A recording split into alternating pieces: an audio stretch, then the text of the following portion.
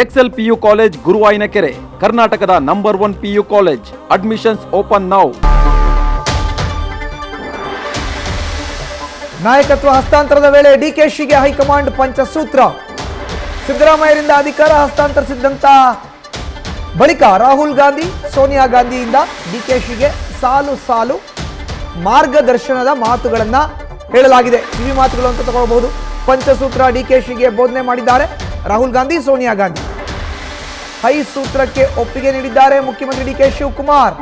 ಸೋನಿಯಾ ರಾಹುಲ್ ಗಾಂಧಿ ಸಲಹೆ ಪಾಲಿಸೋದಾಗಿ ಭರವಸೆಯನ್ನ ಕೊಟ್ಟಿದ್ದಾರೆ. ಹೀಗಾಗಿ ತಾಳ್ಮೆಯಿಂದ ಹಸ್ತಾಂತರದ ವೇಳೆ ನಡೆದುಕೊಂಡಿದ್ದಾರೆ ಡಿಕೆಶಿ.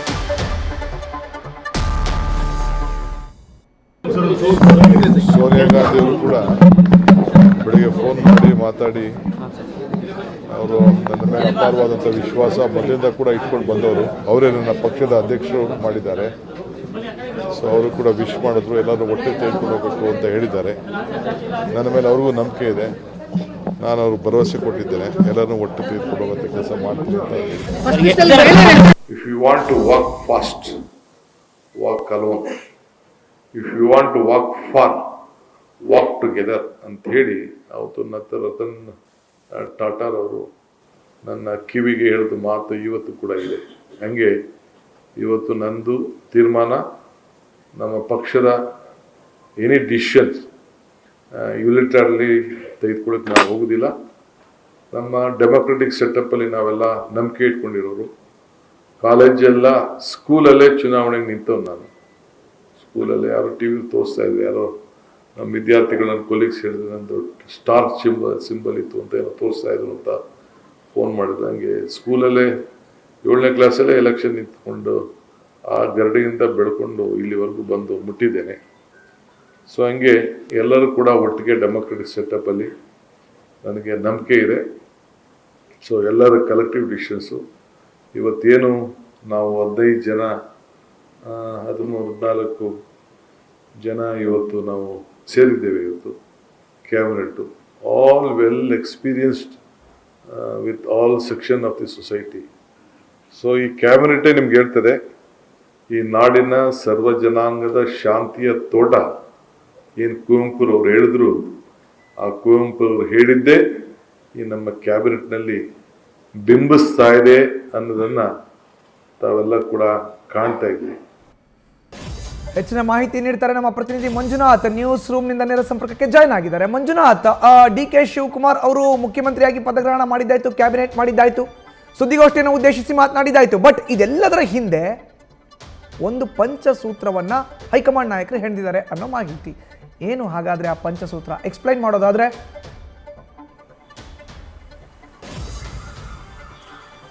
ಮಧುಸೂದನ್, ಏನು ಇನ್ನು ನಾಯಕತ್ವ ಬದಲಾವಣೆ ಬಗ್ಗೆ ಸಾಕಷ್ಟು ಚರ್ಚೆ ಆಗ್ತಿತ್ತು. ಆದ್ರೆ ಡಿ ಕೆ ಶಿವಕುಮಾರ್ ಅವರ ಬಗ್ಗೆ ಕಾಂಗ್ರೆಸ್ ಇನ್ನು ನಂಬಿಕೆ ಇರಲಿಲ್ಲ. ಜೊತೆಗೆ ಒಂದಷ್ಟು ಆತಂಕ ಹಿರಿಯ ನಾಯಕರಿಗಿತ್ತು. ಹಾಗಾಗಿ ಜೊತೆಗೆ ಡಿ ಕೆ ಶಿವಕುಮಾರ್ ಅವರಿಗೆ ಅಧಿಕಾರ ಹಸ್ತಾಂತರಕ್ಕೂ ಮುನ್ನ ಒಂದಷ್ಟು ಸಲಹೆ ಮತ್ತು ಮಾರ್ಗದರ್ಶನವನ್ನ ಎಐಸಿಸಿ ನಾಯಕರಾದಂತಹ ರಾಹುಲ್ ಗಾಂಧಿ ಜೊತೆಗೆ ಸೋನಿಯಾ ಗಾಂಧಿ ಅವರು ಮಾಡಿರುವಂತದ್ದು. ಪ್ರಮುಖವಾಗಿ 5 ವಿಚಾರಗಳಲ್ಲಿ ಒಂದು ಡಿ ಕೆ ಶಿವಕುಮಾರ್ ಅವರಿಗೆ ಒಂದು ಮಾರ್ಗದರ್ಶನ ಮಾಡಿರುವಂತದ್ದು. ಅದರಲ್ಲೂ ಕೂಡ ಏನು ಏಕಪಕ್ಷವಾಗಿ ಯಾವುದೇ ನಿರ್ಧಾರಗಳನ್ನ ತೆಗೆದುಕೊಳ್ಬಾರ್ದು, ಎಲ್ಲಾ ನಾಯಕರನ್ನ ವಿಶ್ವಾಸಕ್ಕೆ ತೆಗೆದುಕೊಳ್ಬೇಕು ಅನ್ನೋ ಒಂದು ಸೂಚನೆಯನ್ನು ಕೊಟ್ಟಿರುವಂತದ್ದು. ಇನ್ನೊಂದ್ ಕಡೆ ಬಣ ರಾಜಕೀಯ ಮಾಡಬಾರ್ದು. ಯಾಕಂದ್ರೆ ಇಲ್ಲಿ ಸಿದ್ದರಾಮಯ್ಯ ಬಣ ಅಥವಾ ಡಿ ಕೆ ಶಿವಕುಮಾರ್ ಬಣ ಅಂತ ಯಾವುದು ಕೂಡ ಇರಬಾರ್ದು. ಇಲ್ಲಿ ಕಾಂಗ್ರೆಸ್ ಬಣ ಅನ್ನೋದು ಮಾತ್ರ ಇರಬೇಕು.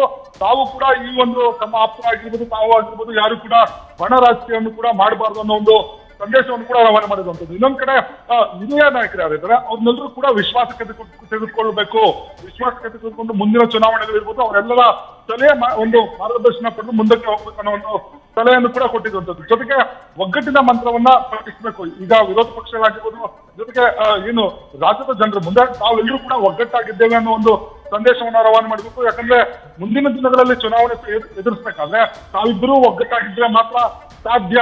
ಜೊತೆಗೆ ನಾಯಕರೆಲ್ಲರೂ ಕೂಡ ಒಗ್ಗಟ್ಟಾಗಿರ್ಬೇಕು. ಆಗ ಮಾತ್ರ ಪಕ್ಷ ಅಧಿಕಾರಕ್ಕೆ ತರಲಿಕ್ಕೆ ಸಾಧ್ಯ ಆಗುತ್ತೆ ಅನ್ನೋ ಒಂದು ಸಂದೇಶವನ್ನು ಕೂಡ ಕೊಟ್ಟಿರುವಂತದ್ದು. ಜೊತೆಗೆ ಸಿದ್ದರಾಮಯ್ಯ ಅಂದ್ರೆ ಏನು ಸಿದ್ದರಾಮಯ್ಯವ್ರನ್ನ ಅಧಿಕಾರದಿಂದ ಇಳಿಸಿದ್ರು ಕೂಡ ಅವರನ್ನ ಗೌರವದಿಂದ ನಡೆಸ್ಕೋಬೇಕು. ಜೊತೆಗೆ ಪಕ್ಷದ ಹಿರಿಯ ನಾಯಕರನ್ನು ಕೂಡ ಗೌರವಯುತವಾಗಿ ನಡೆಸ್ಕೊಳ್ಬೇಕು. ಯಾವುದೇ ರೀತಿಯ ಆತರ ನಿರ್ಧಾರಗಳನ್ನ ತೆಗೆದುಕೊಳ್ಬಾರ್ದು, ಎಲ್ಲರೂ ವಿಶ್ವಾಸವನ್ನು ತೆಗೆದುಕೊಳ್ಳಿ. ಜೊತೆಗೆ ಸಿದ್ದರಾಮಯ್ಯ ಮಾರ್ಗದರ್ಶನ ಪಡೆದು ಸರ್ಕಾರವನ್ನ ಮತ್ತೆ ಪಕ್ಷವನ್ನ ಮುನ್ನಡೆಸಿ ಅನ್ನೋ ಒಂದು ಸೂಚನೆ ಸಲಹೆಗಳನ್ನು ಕೊಟ್ಟಿರುವಂತದ್ದು. ಹಾಗಾಗಿ ಡಿ.ಕೆ. ಶಿವಕುಮಾರ್ ಅವರು ಏನು ಅಧಿಕಾರ ಹಸ್ತಾಂತರ ಸಂದರ್ಭದಲ್ಲಿ ಯಾವುದೇ ರೀತಿಯ ಒಂದು ಹೇಳಿಕೆಗಳನ್ನಾಗಲಿ ಅಥವಾ ಗೊಂದಲ ಸೃಷ್ಟಿ ಮಾಡುವಂತಾಗಲಿ, ಜೊತೆಗೆ ಅವರ ಆಪ್ತರು ಕೂಡ ಯಾರು ಕೂಡ ಈ ಒಂದು ಏನು ಅಧಿಕಾರ ಹಸ್ತಾಂತರ ಪ್ರಕ್ರಿಯೆ ಇತ್ತು ಆ ಸಂದರ್ಭದಲ್ಲಿ ಯಾರು ಕೂಡ ರಿಯಾಕ್ಟ್ ಮಾಡಬಾರ್ದು ಅನ್ನೋ ಒಂದು ಸಂದೇಶವನ್ನು ರವಾನೆ ಮಾಡಿದ್ರು. ಹಾಗಾಗಿ ಎಲ್ಲಾ ನಾಯಕರು ಕೂಡ ಡಿ.ಕೆ.ಶಿ ಬಣದ ನಾಯಕರು ತಾಳ್ಮೆಯಿಂದಲೇ ಇದ್ದು ಈ ಒಂದು ಅಧಿಕಾರ ಹಸ್ತಾಂತರವನ್ನ ಒಂದು ಪ್ರಕ್ರಿಯೆ ಇತ್ತು ಅದು ಸುಸೂತ್ರವಾಗಿ ನೀಡಲಿಕ್ಕೆ ಕಾರಣ ಆಗಿರುವಂತದ್ದು. ಹಾಗಾಗಿ ಏನು ಹೈಕಮಾಂಡ್ ಒಂದು ಸೂತ್ರವನ್ನ ಹೆಣೆದಿದ್ದಾರೆ, ಅದಕ್ಕೆ ಡಿ.ಕೆ. ಶಿವಕುಮಾರ್ ಕೂಡ ನಾನು ಏನು ತಾವು ಏನು ಮಾರ್ಗದರ್ಶನ ಮಾಡಿದ್ರು ಅಥವಾ ಸಲಹೆ ಕೊಟ್ಟಿದ್ರು ಅದನ್ನ ಪಾಲಿಸ್ತೇನೆ ಅನ್ನೋ ಒಂದು ಭರವಸೆಯನ್ನು ಕೂಡ ಕೊಟ್ಟಿರುವಂತದ್ದು. ಹಾಗೆ ಕೂಡ ನಿನ್ನೆ ನಡೆದಂತ ಕ್ಯಾಬಿನೆಟ್ ಆಗಿರ್ಬೋದು, ಜೊತೆಗೆ ಏನು ಪ್ರಮಾಣ ವಚನಕ್ಕೆ ಹೋಗುವ ಸಂದರ್ಭಕ್ಕೂ ಮುನ್ನ ಸಿದ್ದರಾಮಯ್ಯ ಅವರನ್ನು ಭೇಟಿ ಮಾಡಿ, ಜೊತೆಗೆ ಪರಮೇಶ್ವರ್ ಅವರ ಜೊತೆಗೂ ಕೂಡ ಒಟ್ಟಿಗೆ ತರಲಿ ಭೇಟಿ ಮಾಡಿರುವಂತದ್ದು ಸಾಕಷ್ಟು ಅವರಲ್ಲಿ ಒಂದಷ್ಟು ಬದಲಾವಣೆಗಳು ಹೈಕಮಾಂಡ್ ಸೂಚಿಸಿರುವ ಹಿನ್ನೆಲೆಯಲ್ಲಿ ಬದಲಾವಣೆಗಳು ಕಾಣಿಸ್ತಾ ಇರುವಂತದ್ದು. ಮಧುಸೂದನ್, ಧನ್ಯವಾದ ಮಂಜುನಾಥ್ ನಿಮ್ಮ ಮಾಹಿತಿಗೆ. ನ್ಯೂಸ್ ಫಸ್ಟ್ ನಿರ್ಭೀತಿಯಿಂದ ನಿಮ್ಮ ಪರವಾಗಿ.